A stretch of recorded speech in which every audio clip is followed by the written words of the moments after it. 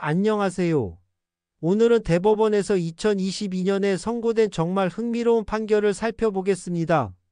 사건 번호는 2022-206,391번 손해배상 사건입니다. 이 사건은 고등법원에서 이긴 원고들이 대법원에서 다시 법정으로 돌아가게 된 특별한 사례예요. 사건의 주인공들, 이번 사건의 당사자들을 소개해 드릴게요. 한편에는 원고 1번부터 8번까지 9명의 조합원들과 돌아가신 분의 가족이 있습니다. 반대편에는 L주택재건축정비사업조합이 있어요. 이 조합이 바로 이번 사건의 핵심 당사자입니다.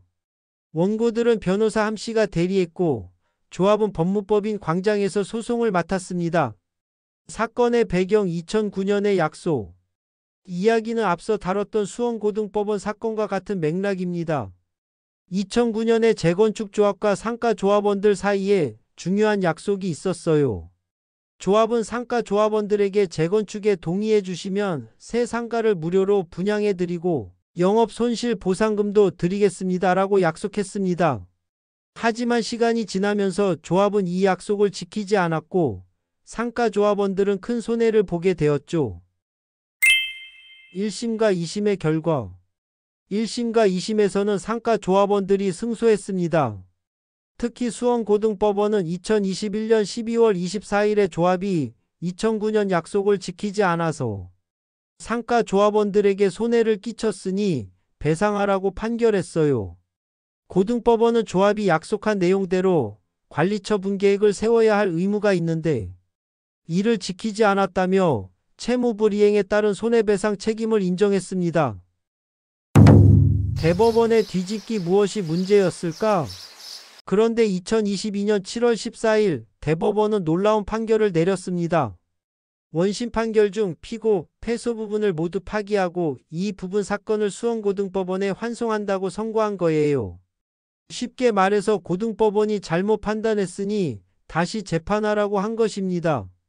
왜 이런 일이 벌어진 걸까요?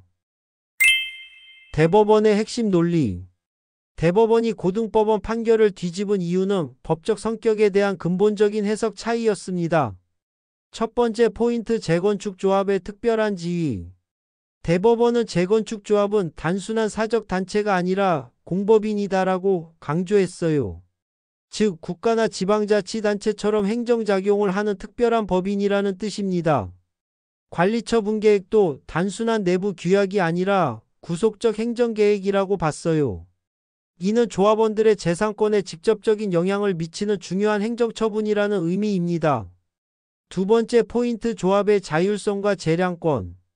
대법원은 조합도 총회 결의를 통해 종전 결정을 바꿀 수 있는 자율성과 재량을 가진다고 판단했습니다. 물론 이런 자율성이 무제한은 아니지만 일정한 범위에서는 조합이 스스로 결정할 수 있다는 거예요. 세 번째 포인트, 민사상 의무와 행정상 재량의 구분. 가장 중요한 부분이 바로 이것입니다. 대법원은 개별 조합원과의 약속이 있다고 해서 조합이 반드시 그 내용대로 관리처 분계획을 세워야 할 구속적인 민사상 의무를 진다고 볼 수 없다고 판단했어요. 즉 2009년 약속이 있었다고 해서 조합이 무조건 그대로 따라야 한다는 법적 의무는 없다는 뜻입니다.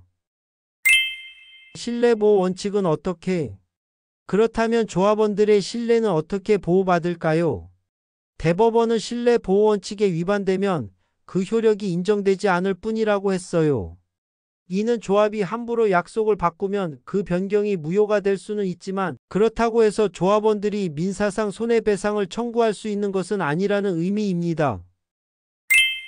고등법원이 놓친 부분.